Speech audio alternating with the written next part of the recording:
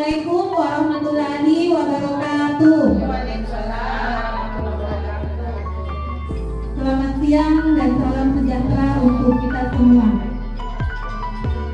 Puji syukur marilah kita panjatkan kehadirat Allah Subhanahu wa taala karena di siang hari ini kita masih diberikan kesehatan serta kesempatan untuk berkumpul di tempat ini untuk berbagi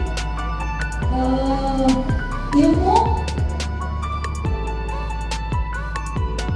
dan tak lupa kita mengirim salam dan salawat kepada junjungan Nabi besar Muhammad Sallallahu Alaihi Wasallam. Baiklah, hari ini saya akan memaparkan tentang budaya positif. Sebelum saya memulai, saya ingin menanyakan kepada teman-teman semua, apakah budaya positif itu? Budaya yang sudah kerap kali dilakukan berulang-ulang yang memiliki nilai arti positif atau nilai baik untuk lingkungan sekitarnya. Ya, benar sekali. Seperti itu. Jadi budaya positif itu adalah hal yang dilakukan dengan keyakinan yang baik, dan nanti kita akan menjelaskan di bahas budaya positif. Di sini saya akan perlihatkan tujuan pendidikan menurut Ki Hajar Dewantara. Tujuan pendidikan menurut Ki Hajar Dewantara adalah menuntun segala kodrat yang ada pada anak-anak agar mereka dapat mencapai keselamatan dan kebahagiaan yang setinggi-tingginya. Jadi ada kata selamat dan bahagia. Tujuan itu sesuai kodratnya, mengantarkan anak untuk mencapai keselamatan dan kebahagiaan yang setinggi-tingginya, baik sebagai manusia maupun sebagai anggota masyarakat. Nah, pendidik itu ya, jadi kita hanya bisa menuntun. Sebelum saya masuk jadi guru penggerak, saya memahami bahwa anak itu dilahirkan dengan kertas kosong. Tetapi ternyata anak itu tidak dilahirkan dengan kertas kosong, bukan kita yang mengisinya, tetapi sudah ada kodrat. Jadi kita sebagai guru hanya bisa menuntun. Di sini kita lihat budaya positif. Budaya positif di sekolah adalah nilai-nilai dan kebiasaan di sekolah yang berpihak kepada murid atau peserta didik, sehingga mereka dapat berkembang menjadi pribadi yang kritis, penuh hormat dan bertanggung jawab. Pendidik diharapkan memperbaiki lakunya. Inilah tugas dari seorang pendidik, yaitu menuntun.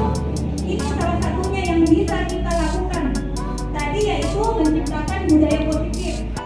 Kita dengan berupaya untuk menuntun murid-murid untuk menciptakan suasana agar tercipta kebiasaan-kebiasaan atau nilai-nilai yang seluruhnya. Jadi yang terpenting di sini adalah berpihak kepada murid yang menjadi perantara bahwa murid tersebut bisa menjadi pribadi yang kritis. Di sini kita melihat teori kontrol. Di sini ada stimulus respon, yaitu realitas kebutuhan kita sama, bahwa realitas atau kebutuhan itu kita sama. Sedangkan di teori kontrol itu realitas kebutuhan kita berbeda. Jadi stimulus respon itu berbeda dengan teori kontrol. Pemikirannya di stimulus respon itu kebutuhan dia bilang sama. Kalau teori kontrol itu kebutuhan kita berbeda. Selanjutnya semua orang melihat hal yang sama. Sedangkan di teori kontrol setiap orang memiliki gambaran yang berbeda. Selanjutnya yaitu kita mencoba mengubah orang agar berpandangan sama dengan kita. Sedangkan teori kontrol itu kita berusaha memahami pandangan orang lain tentang dunia. Selanjutnya, perilaku buruk dilihat sebagai Semua perilaku memiliki tujuan. Selanjutnya, orang lain bisa mengontrol saya, sedangkan di teori kontrol itu hanya Anda yang bisa mengontrol diri Anda. Selanjutnya, stimulus respon, saya bisa mengontrol orang lain, dan teori kontrol, Anda tidak bisa mengontrol orang lain. Stimulus respon selanjutnya itu pemaksaan ada pada saat bujukan. Sedangkan teori kontrol itu bujukan gagal, sedangkan teori kontrolnya adalah kolaborasi dan konsensus menciptakan pilihan-pilihan baru. Bapak pendidikan kita Ki Hajar Dewantara menyatakan bahwa di mana ada kemerdekaan, disitulah harus ada disiplin yang kuat. Sungguh pun disiplin itu bersifat self-discipline, yaitu kita sendiri yang mewajibkan kita dengan sekeras-kerasnya, tetapi itu sama saja, sebab jikalau kita tidak cakap melakukan self-discipline, wajiblah penguasa lain mendisiplinkan diri kita, dan peraturan demikian itulah harus ada di dalam suasana merdeka. Dengan kata lain, seseorang yang memiliki disiplin diri berarti mereka bisa bertanggung jawab terhadap apa yang dilakukannya, karena mereka mendasarkan tindakan mereka pada nilai-nilai kebajikan universal atau nilai-nilai menyeluruh. Adapun artinya tidak lain ialah orang tadi harus mempertanggungjawabkan dirinya serta tertibnya laku diri dari segala hak dan kewajibannya. Sebagai pendidik, tujuan kita adalah menciptakan anak-anak yang memiliki disiplin diri sehingga mereka bisa berpartisipasi dengan kebajikan universal dan memiliki motivasi intrinsik, yaitu motivasi dalam dirinya, bukan intrinsik, yaitu motivasi dari luar.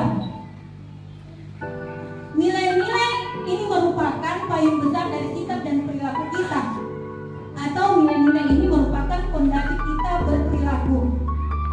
Nilai-nilai kebajikan adalah sifat-sifat positif manusia yang merupakan tujuan mulia yang ingin dicapai setiap individu dengan mengaitkan nilai-nilai kebajikan yang diyakini seseorang, maka motivasi intrinsiknya akan terbangun sehingga menggerakkan motivasi dari dalam untuk dapat mencapai tujuan mulia yang diinginkan.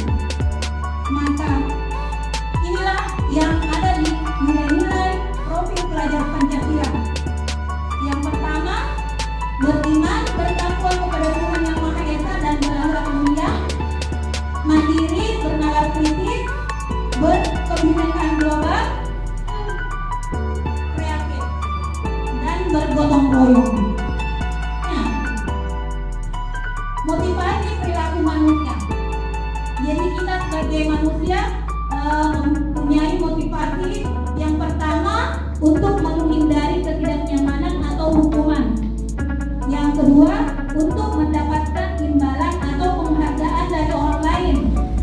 Yang ketiga, untuk menjadi orang yang mereka inginkan dan menghargai diri sendiri dengan nilai-nilai mereka percaya.